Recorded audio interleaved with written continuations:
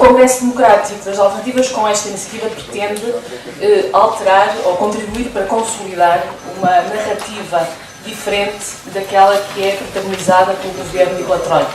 E algumas ideias que consideramos que são essenciais. Primeiro, que o Estado Social é uma condição essencial para vencer a crise. Ao contrário do que nos é dito, agora que o país empobrece dia a dia, dizemos que o Estado Social é um luxo insustentável. Ora, nós consideramos que o Estado Social é antes um indutor do desenvolvimento e que o futuro do país, como um país desenvolvido, só será sustentável só será verdadeiramente sustentável com um Estado Social que assegure bem-estar, saúde e qualificações e que permitam assim a criação de riqueza. Queremos também reforçar uma outra ideia, que é de que o Estado Social deve ser solidário e deve ser para todos os cidadãos, e recusamos assim um Estado Social só para os pobres. E esta ideia, que também é defendida pelo Governo da refundação do Estado Social, pensamos que é um eufemismo para o projeto de substituir os direitos e os bens sociais que são acessíveis a todos, independentemente das suas posses e para os quais todos contribuímos, por uma lógica assistencialista. E nós defendemos que em tempo de crise, e muito mais em tempo de crise, o Estado Social solidário e redistributivo é completamente necessário. Por outro lado, o Estado Social é um músculo que é imprescindível à coesão social e à democracia, e não é uma gordura, como nos é dito também. O Estado Social, assente na igualdade, na universalidade de acesso aos seus bens, tem demonstrado ser o modelo mais eficaz para reduzir a pobreza, para diminuir as desigualdades e para permitir que todos nós sejamos atores na comunidade política e social do país. E, portanto, nós recusamos o desmantelamento do Estado Social em nome da austeridade. E é por esta ideia que foi lançada, e é esta a ideia central desta conferência, em que queremos dinamizar e contribuir para um debate plural, alargado, estimulando a participação de todos os cidadãos interessados, todos os ativistas sociais e políticos, dos especialistas, dos investigadores, e foi nessa base que lançamos a convocatória desta conferência, que já pode ser agora subscrita publicamente, mas que é hoje tornada pública, bem como os seus primeiros 176 subscritores, cuja diversidade testemunha também este caráter plural e representativo que nós queremos imprimir nesta iniciativa. Como digo, a partir de agora a convocatória é pública para a subscrição pública, o que pode ser feito já hoje presencialmente lá em cima na mesa de apoio ou a partir da manhã no nosso site. Vamos aprofundar 3 questões centrais nesta conferência. Uma primeira é a do Estado Social no Estado de Direito Democrático e pretendemos discutir quais são os valores e princípios constitutivos do Estado Social e, no fundo, qual é a sociedade que nós pretendemos para nós e para as gerações vindouras. Uma outra é discutir a economia do Estado Social. E aqui debateremos questões como a sustentabilidade do Estado Social, que é uma questão em cima da mesa e justificativa, tem assim, coloca a questão do seu desmantelamento. Aqui neste ponto também pretendemos discutir a necessidade do reforço do Estado Social em contexto de crise, como vivemos atualmente, e o Estado Social como indutor do desenvolvimento, como já disse acima, porque defendemos que é necessário bom investimento com retorno para a economia. Um terceiro ponto a preparar nos próximos meses será do Estado Social que temos ao Estado Social que queremos. E aqui vamos aprofundar questões como os modelos de decisão e governação do Estado Social, os modelos de gestão, o papel da economia social e solidária, entre outros, e pretendemos fazer uma análise da realidade, do que é essencial manter e também de alguns aspectos que haja a melhorar. Uma ideia central é que o modelo de preparação da conferência pretende-se que seja o mais inclusivo e participado possível e também descentralizado, e vamos valorizar os contributos de todos aqueles que quiserem participar, tal como aconteceu na preparação do Congresso de 5 de outubro, e para isso vamos organizar diversas iniciativas preparatórias descentralizadas no território nacional, e vamos organizar grupos de trabalho e vamos acolher também contributos online das diversas questões que estarão em discussão. No final, na conferência propriamente dita, esta reflexão possibilitará elencar propostas que contribuam então para a valorização do Estado Social e para a centralidade das políticas públicas como necessárias para superar a crise e para o desenvolvimento do país. Esperamos assim que esta sessão seja um bom momento de arranque de preparação desta conferência. E antes de passar aos oradores da mesa, eu queria só, antes que passe a oportunidade, expressar também o apoio do Congresso Democrático das Alternativas a outras iniciativas que estão em preparação do terreno, nomeadamente à manifestação que vai ser convocada pela CGTP para dia 16 de fevereiro e também para a manifestação convocada para 2 de março pelo movimento que se lixa Troika, o povo é quem mais ordena.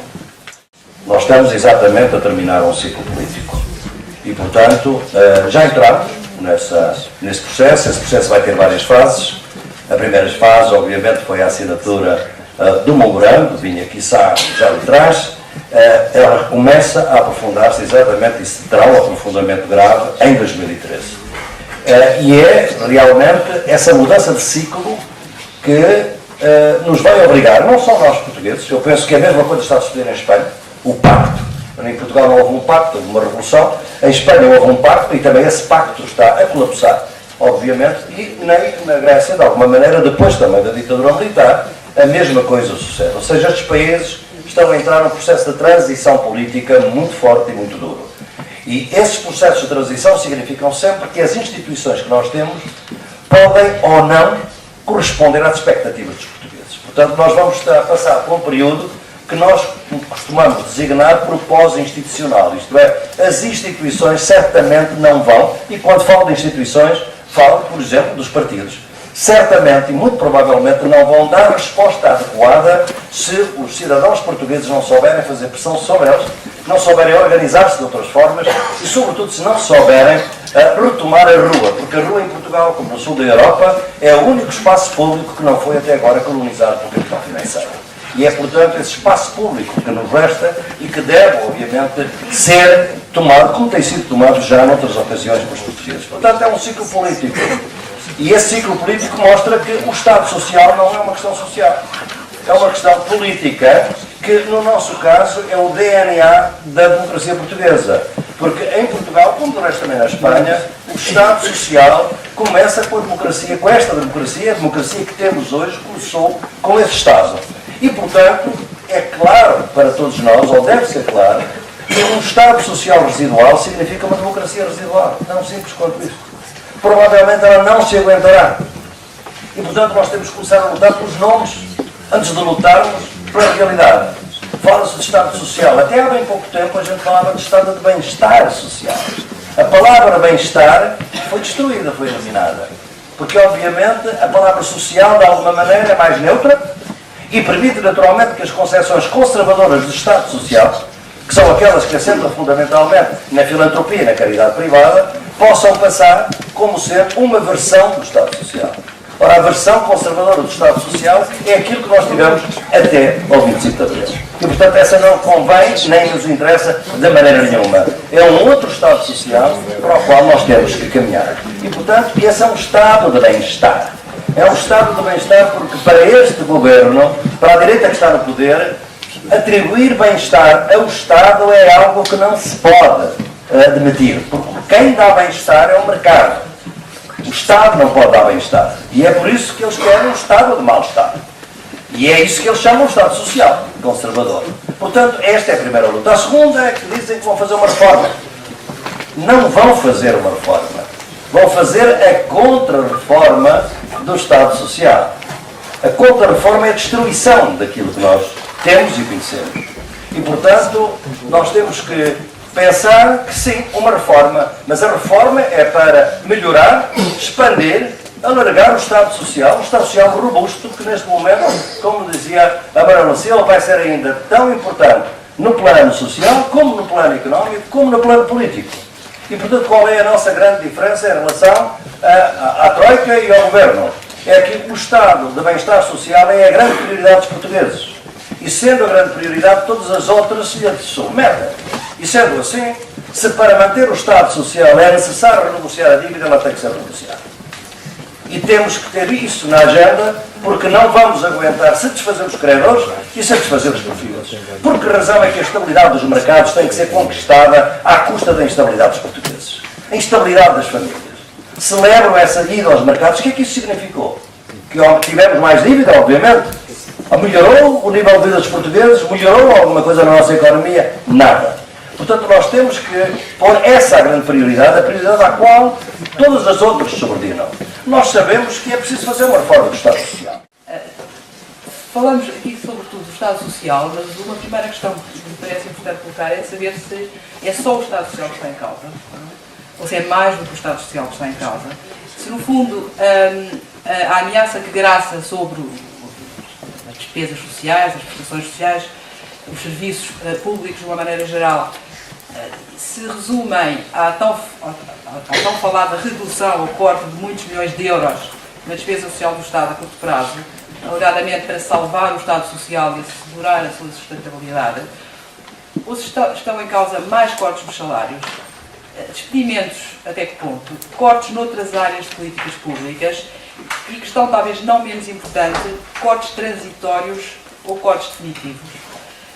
Trata-se apenas de reduzir despesa pública ou de procurar ou pretender transformar as próprias funções, as estruturas do Estado, de eliminar serviços, de privatizar esses mesmos serviços. Mas, todavia, julgo que se pode retirar a ilação que de facto está em causa uma ameaça de transformação profunda do Estado Social e do Estado em geral. Os portugueses entendem que as ameaças ao Estado Social são percebidas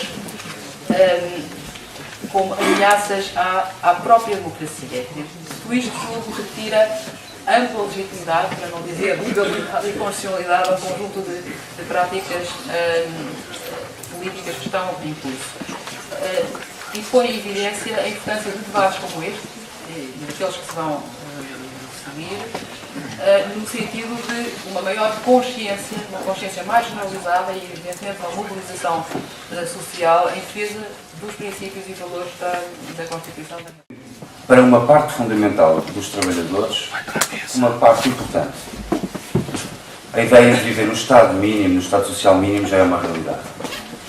Nós sabemos isto, mas isto está a ser acelerado e vivido cada vez com mais intensidade pelos setores precários, pelos setores do trabalho precário e, em particular, pelas gerações mais jovens dos trabalhadores. Não só elas são as primeiras vítimas das novas regras sucessivas que vão deteriorando os serviços públicos, do desinvestimento progressivo que é feito nos serviços públicos e nas diversas dimensões do Estado Social, mas, e particularmente em relação à condição de trabalho com que partem estas pessoas para a sua relação com o Estado, há várias dimensões que tornam um conjunto de cada vez mais alargado de pessoas como, digamos, testemunhas daquilo que é o desaparecimento, em grande medida, do Estado Social. Posso-vos dar alguns exemplos. Eu acho que o mais comum e aquele que é mais forte é nós constatarmos aquilo que já é hoje, por exemplo, que centenas de milhares de pessoas que trabalham em recibos verdes constatam na sua relação com o Estado e, em concreto, com o Estado Social e com os serviços públicos. Não só um trabalhador a recibos verdes estiver em situação de doença, por exemplo, não tem direito a apoio na doença e à dispensa do trabalho justificadamente, como, por exemplo, não tem o acesso aos mais básicos às mais básicas elementares prestações sociais. Se juntarmos a isto a perspectiva que hoje é geral para, no fundo, todas as camadas mais jovens dos trabalhadores e que eu penso que é um elemento muito importante na descredibilização do Estado Social e da Segurança Social em particular, que é a ideia de que os descontos que nós estamos a fazer hoje não vão ter qualquer repercussão numa futura reforma. Este elemento subjetivo de degradação da convicção com que os trabalhadores aderem ao sistema previdencial e, se quiserem, à própria mobilização para a sua defesa, é um elemento muito importante. E por isso, no trabalho que fazemos nos movimentos de trabalhadores precários, nós insistimos muito, porque vocês imaginam a quantidade de pessoas que nos vêm dizer: epá, nós temos é que desistir disto, a Segurança Social é só pagar, não nos serve para nada. E é um trabalho duríssimo que nós fazemos, de tentar converter essa energia numa energia que vai no sentido precisamente oposto, que é o da batalha pelos serviços públicos, pela segurança social pública, e que é um trabalho difícil quando as pessoas se confrontam apenas com um lado de obrigações que não têm qualquer equivalência depois em prestações sociais. Não queria deixar de dizer uma outra coisa que é evidente em todo este debate, mas queria assinalar aqui, que é esta luta pelo Estado Social é indissociável, obviamente, de uma luta contra a Troika e contra as regras que a Troika impõe, independentemente da agenda própria do Governo, que é evidente. O regime social, e acho que é disso que estamos a falar, que a Troika impõe, o Sr. Boaventura falou bem, no final de um ciclo, a tentativa é de impor um novo regime social, económico e até político. Este regime é totalmente incompatível com a ideia de um Estado Social.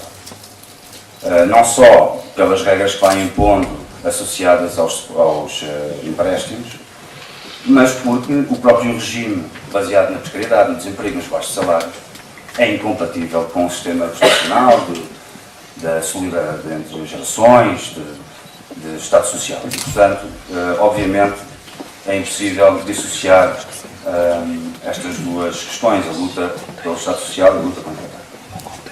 Uma última ideia, e que penso que nos une a todos, que é a ideia de que só uma forte mobilização popular pode defender o Estado Social e pode enfrentar a atual ofensiva sobre o Estado Social. Nós sabemos que têm-se registrado muitas mobilizações, muitas delas setoriais, nos últimos tempos, muito importantes.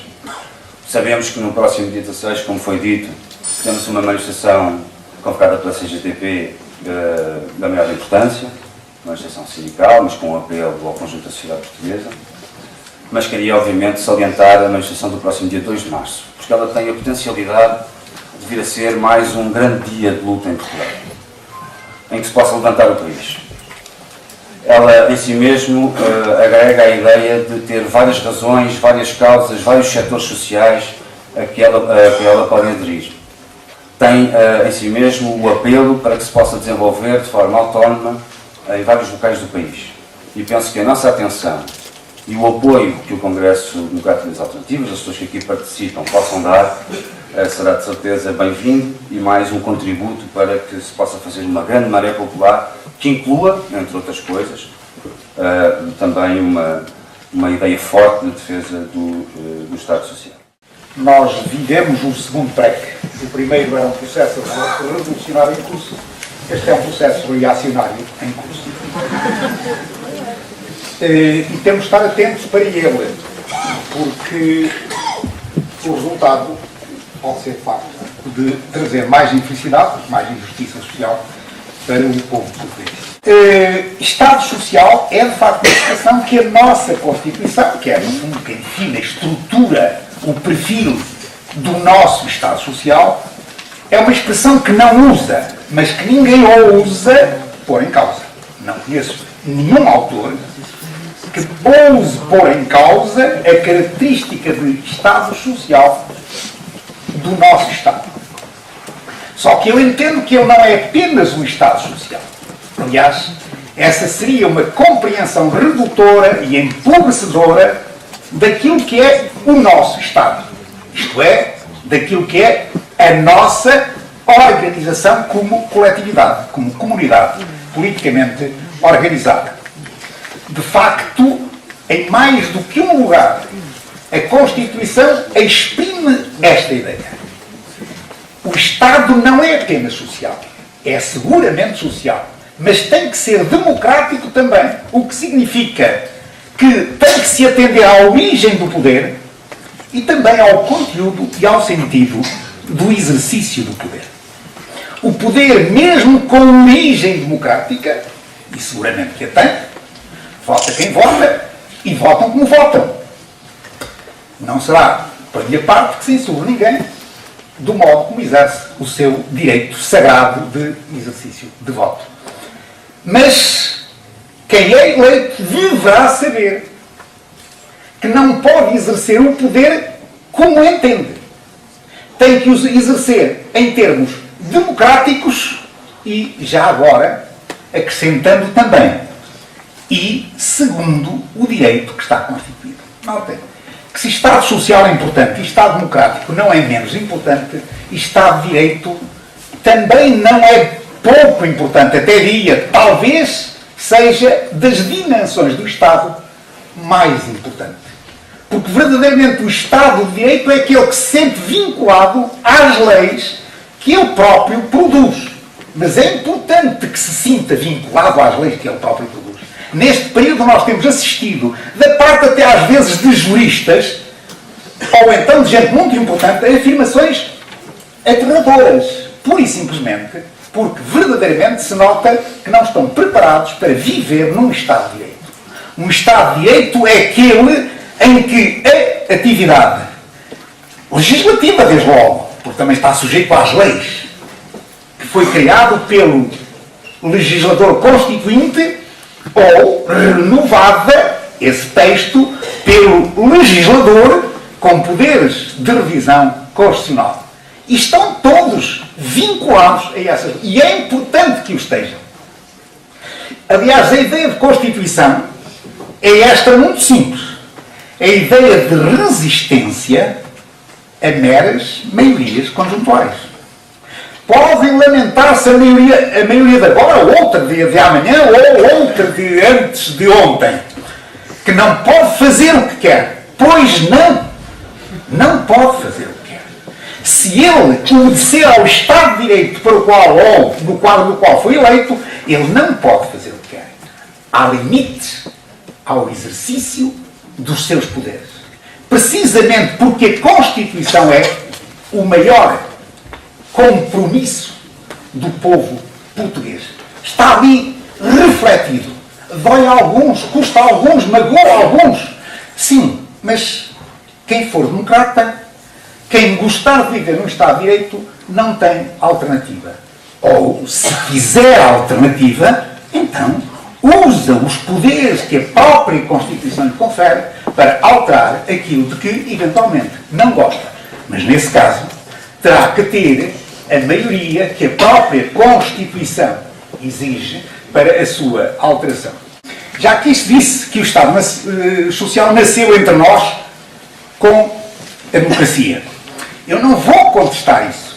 Vou apenas dizer o seguinte. Sim, mas esse, como tantos outros, são processos históricos que se vão formando ao longo dos tempos. Aliás, eu até era capaz de ter o atrevimento de dizer que as primeiras grandes manifestações de solidariedade, de presença, de intervenção do Estado na sociedade, de regulação da sociedade, isto é, das primeiras manifestações de que o Estado não era apenas o laissez-faire, ocorreram exatamente no domínio do trabalho. Este ano faz 100 anos a primeira lei de responsabilidade pelo risco por acidentes de trabalho. Aliás, quando se fala agora em refundação do Estado, eu confesso, e já o disse, que me apetecia a dizer, vamos a isso. Não vamos ser apenas defensistas. Vamos perguntar se o Estado Social que hoje está a agir defende os interesses que a moderna sociedade lhe reclama. Vamos a isso. Vamos enriquecer o Estado Social. E notem que é uma coisa importante. O Estado Social, muito se fala na questão da sustentabilidade do Estado Social, como se afinal o problema do Estado ou a questão do Estado Social fosse assim uma espécie de país ricos. Nós somos um país pobre e, portanto, nós não temos direito a um Estado Social. Eu não penso bem assim. Primeiro, eu entendo que não é uma questão exclusiva dos países ricos e entendo que não são apenas as questões económicas que fazem parte do Estado Social. Há dimensões de respeito humano, de respeito pela dignidade humana, e então no trabalho isto é aflitivo. As reformas que têm havido no trabalho colocam em situações de verdadeira humilhação muitos trabalhadores. Os precários, sem dúvida, mas qualquer um, porque hoje estão-se a tornar cláusulas de estilo, como é estilo, dizemos em direito, esta de dizer assim, trabalho em Bragança ou em qualquer outro lado. que o empregador mande. Não há nenhum trabalhador que não assine uma coisa dessas. Mas eu acredito que muito trabalhador se roa por dentro por ter que assinar uma coisa que não tem a ver rigorosamente nada com os seus interesses. É-nos dito que este Estado Social idealizado no relatório do FMI, que é o que a direita defende, é mais eficaz. Sem saber mais eficaz para quê? Pode ser mais eficaz, de facto, para combater a indigência absoluta. Se canalizarmos todos os recursos para isso, sim. Mas será que é eficaz termos um Estado Social que faz isto? Ou é mais eficaz ter um Estado Social que, de facto, é para todos e, portanto, é construído com base na igualdade e na inclusão e não com base numa desigualdade que esse Estado, só para pobres e inimigos, cristaliza, reproduz. Eu acho que o Estado Social mais eficaz e mais justo é aquele que está na nossa Constituição, bem ou mal, vamos tendo, com alguns cortes que eu não quero que aconteçam, mas de facto, infelizmente, tem vindo a acontecer. Mas é o Estado que nós temos e é esse que melhor combate a pobreza e a desigualdade por uma razão muito simples. É que, quando o seu financiamento é feito com impostos progressivos, na Segurança Social, no regime contributivo não é assim, é uma taxa proporcional, portanto a contribuição não é progressiva. Apesar de haver alguma progressividade depois na forma como a pensão é formada, mas o sistema, em princípio, não é um sistema tão progressivo, por exemplo, como é a saúde ou como é a educação, cujo financiamento é feito por todos os impostos, mas com um peso muito significativo do IRS, que é um imposto progressivo. O que o nosso Estado Social garante é que todos, ou pelo menos uma maioria da população, se empenha na sua defesa. Eu acho que esse é... Muitos dos críticos à direita do atual governo, que acusaram este governo de incompetência, não perceberam a perversidade do que está em curso. É a minha opinião, não sei se é verdade ou não, mas é aquilo que eu leio dos sinais que me vão sendo dados. O que é que a direita está a fazer? A direita está a fazer com que a coligação que sustentou politicamente o nosso Estado Social, classe média e classe de mais baixo rendimento e pobres, se quebre. Portanto, esta aliança, se quisermos, entre a classe média e os mais pobres, se quebre. Como? Sobrecarregando a classe média de impostos e introduzindo coisas como condição de recursos que exclui a classe média de um conjunto de prestações, subida das taxas moderadoras com diferenciação por níveis de rendimento, o que faz com que a classe média seja excluída da gratuitidade de um conjunto de coisas. Fala-se do cofinanciamento na educação e, portanto, o que é que isso significa? Significa pôr a classe média a pagar propinas ou a pagar parte do ensino público, quando já paga algum, ganha um livro, mas pagar mesmo no acesso à escola. O que é que a direita está a fazer? A direita está a criar as condições objetivas para que a classe média se alie aos mais ricos. Porquê? Porque percebe que paga cada vez mais impostos e beneficia cada vez menos do Estado Social e, portanto, se o Estado Social é cada vez mais só para pobres e não para a classe média, há uma reconfiguração política na coligação que até hoje sustentava o Estado Social e essa coligação tenderá a desaparecer e o que assistimos é... Eu acho que esta é a ambição máxima da direita, é pegar na classe média e torná-la aliada da direita, em que? Na defesa da redução dos impostos. Porquê? Porque o Estado Social já não é para ela. É só para pobres. E, portanto, é fundamental travar este combate de rejeitar esta ideia de que um Estado Social mais justo e mais eficaz é um Estado Social só para pobres. Não é, a experiência histórica demonstra. O nosso Estado Social é eficaz no combate à pobreza, podemos discutir se poderia ser mais ou menos eficaz, mas é eficaz no combate à pobreza. Só para terem uma ideia, nos últimos 15 anos, Portugal foi dos países que mais reduziu a taxa de pobreza, sobretudo a pobreza dos idosos. É um Estado que, por não ser só para pobres, garante que todos, ou pelo menos uma maioria significativa da população, se empenha politicamente na sua defesa. E a perversidade do projeto da direita hoje é quebrar esta maioria, garantir que a classe média passa cada vez mais, cada imposto que lhe aumentam e cada restrição que lhe põe no acesso ao Estado Social, à saúde, à educação, a transformar radicalmente o modo como encara os seus interesses e, portanto, o que a direita quer é que, se lhes correr de feição, ter daqui a uns anos a classe média a votar maioritariamente na direita, em partidos de direita, e isso é algo que seria uma tragédia para a esquerda e uma tragédia para o Estado Social.